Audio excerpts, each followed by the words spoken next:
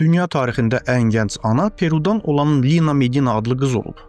Bu heyrətamiz və eyni zamanda sarsıdıcı hadisə 1939-cu ildə baş vermiş və hələ də tədqiqatçılar və tarixçilər arasında maraq doğurur. Lina Peruda kiçik bir kənddə kasıb bir ailədə anadan olmuşdur. Onun cəmi 5 yaşı olanda valideynləri qızın qarnının böyüməyə başladığını görüblər. Əvvəlcə bunun şiş olduğunu düşünüblər və qızlarını həkimə aparıblar. Lakin müayinədən sonra Lina'nın 7 aylıq hamilə olduğu məlum oldu.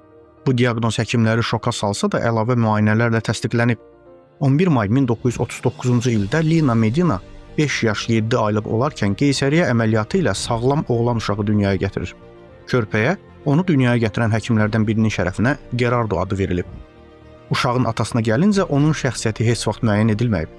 Şübhələr bir neçə nəfərin üzərinə düşsə də konkret sübut yox idi.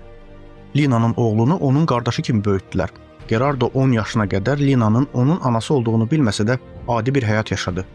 Lina özü reklamdan yayındı və tənha həyat sürdü.